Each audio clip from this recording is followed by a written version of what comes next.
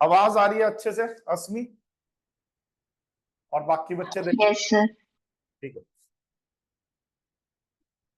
तो क्या कह रहा है, नाइन्थ क्वेश्चन कर रहे हैं हम, जो भी देख रहे होंगे, नाइन्थ क्वेश्चन कर रहे हैं। एबीसीडी बेटा एक क्या है, ट्रेपीजियम है, in which A B parallel to C D. सबसे पहले ध्यान रखना, नाइन्थ और टेंथ अलग अलग है, लगते सेम है। कई बार ना टेंथ क्लास का एक बच्चा क्या करता है कि नाइन्थ को वो टेंथ समझ लेता है, टेंथ को वो नाइन्थ समझ लेता है, तो मिक्स से सॉल्यूशन करके आ जाता है। तो ध्यान से पढ़ो, एबीसीडी हमें ट्रेपीजियम दिया हुआ है नाइन्थ में, जबकि टेंथ में हमें प्रूव करना है। तो पहला फर्क तो यही पता लग रहा है, तो आप कंफ्यूज हो ही नहीं सकते। तो नाइन्थ में तो हमें ट्रेपीजियम दिया हुआ है, और इस रेशियो को इक्वल प्रूव करना है, AO by BO is CO by DO. तो एक छोटी सी कंस्ट्रक्शन कर रहा हूं बेटा। क्या कंस्ट्रक्शन कर रहा हूं? ड्रॉ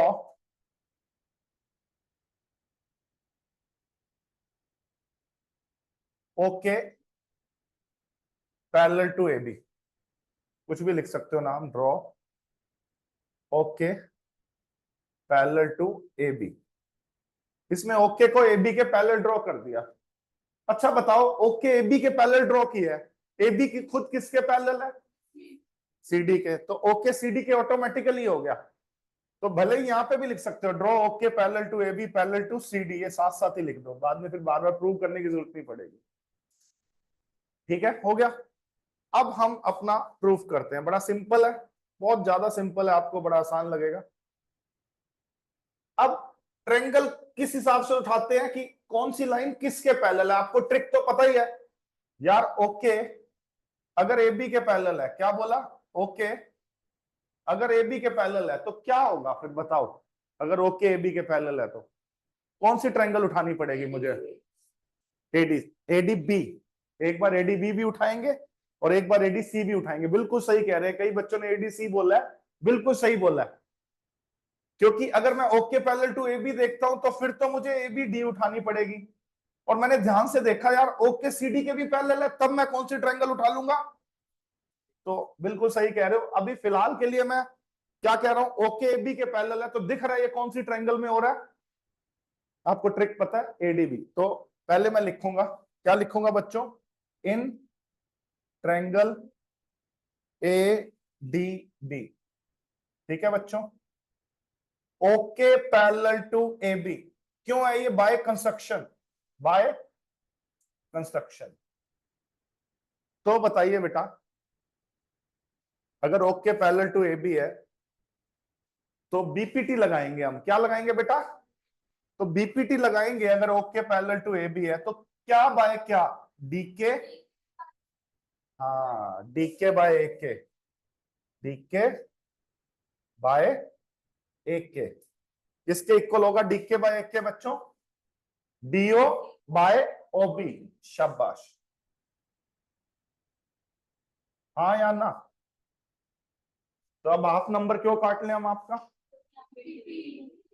बीपीटी तो लिखा ही नहीं है, किस वजह से हुआ बेटा ये बीपीटी? इसको पॉइंट नंबर 1 दे दो। फिर बच्चों कौन सी ट्रायंगल उठाएं? अभी आप खुद ही बोल रहे थे ओके पैरेलल टू डीसी भी तो है,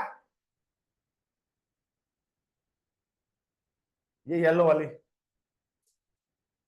इन ट्रायंगल एडीसी। अब एडीसी में ओके पैरेलल टू सीडी भी है, ओके पैरेलल टू सीडी भी है बाय कंस्ट्रक्शन। यस, तो अब क्या लिखूं? AK over K D. क्या बोला? AK over K D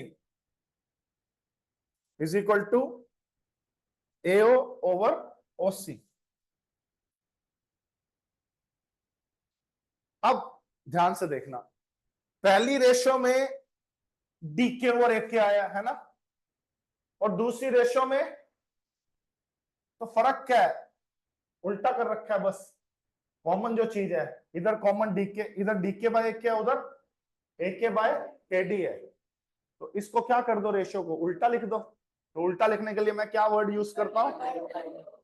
invertendo, उल्टा रेशियो को दोनों तरफ पलटते हैं जब हम, उस कंसेप्ट को बोलते हैं इन्वर्टेंडो। तो इन्वर्टेंडो कर दिया,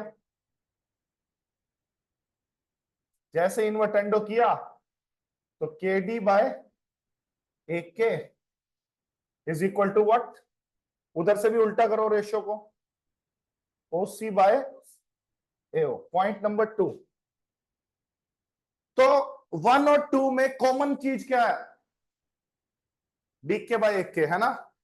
1 में भी डी के बाय एक के नजर आ रहा है, 2 में भी डी के बाय एक के नजर आ रहा है, तो जो कॉमन चीज है उसको भगा दो, जैसे कल बताया था मैंने, है ना माधव, कल बताया था मैंने, जो कॉमन चीज होती है उसको हम क्या करते हैं बेटा, हटा देते हैं।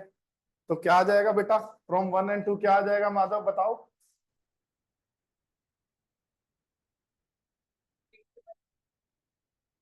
हाँ तो दोनों बार, नहीं नहीं बेटा, डी के बाय एक के तो दोनों जगह है, उसको मैंने हटा दिया, तो डीओ बाय ओबी, इधर है डीओ बाय ओबी, ठीक है, और उधर क्या है, ओसी बाय ओए एओ, ओसी बाय एओ लिख लो, ओए लिख लो, कोई फर्क नहीं है। अब थोड़ा सा एक स्टेप और करना है, क्योंकि प्रूव में तो ये चाहिए, लेकिन प्रूव तो ये हो गया, थोड़ा सा रेशियो को हिला सकता हूं इधर उधर, देखो कुछ ऐसा, कुछ पोजीशन चेंज कर दूं, देखो एओ ऊपर ले जाऊं, ध्यान से देखो, ये एओ ऊपर ले जाऊं और डीओ नीचे ले आऊं, कोई फर्क पड़ेगा, नहीं पड़ेगा। एक बात बताओ, मैं इस बात को ऐसे समझाता हूं कई बार बच्चों को, मान लो एक रेशियो है 3/5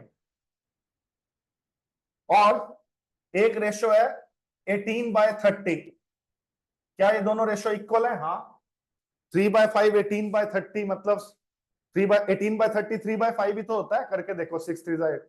अगर मैं दो ऐसे आमने सामने जो क्रॉस में, उनकी पोजीशन को चेंज कर दूं, 30 ऊपर ले जाता हूं और उधर से 18 के नीचे 3 ले आता हूं, तो क्या अभी भी रेशियोज दोनों इक्वल है, या 6 = 6 नहीं हो गया।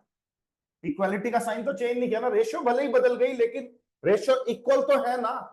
तो इसका मतलब ये ऐसा मैं कर सकता हूं, this is allowed, this is, और रेशियो के इस कंसेप्ट को बोलते हैं अल्टरनेंडो, इस कॉन्सेप्ट को क्या बोलते हैं, मतलब आप एओ ऊपर ले जाओ डीओ नीचे ले आओ, उससे रेशियो की इक्वालिटी में कोई फर्क नहीं आएगा, रेशियो बदल जरूर जाएगी, हमें बदलने से मतलब नहीं है ना, हमें तो इक्वल से मतलब है, इक्वल का साइन थोड़ा चेंज होगा। तो मतलब एओ बाय बीओ को, ओबी को बीओ भी लिख दूं तो कोई नाराजगी नहीं है,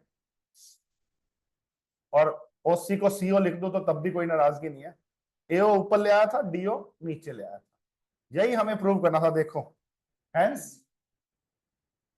प्रूव, कोई दिक्कत। अल्टरनेंडो, अल्टरनेंडो ये 11th में ही सिखाते हैं हम बच्चों को, अल्टरनेंडो, इन्वर्टेंडो, कंपोनेंडो, डिविनेंडो, बहुत यूज होता है 11th क्लास में ट्रिग्नोमेट्री में, ठीक है। लेकिन अगर 10th का बच्चा भी लिख देगा तो चेक करने वाले को अच्छा लगेगा, यार इसको 10th 9th 10th में इतना सब कुछ पता है ना। बोलो आ गया समझ अच्छे से, ग्रेट।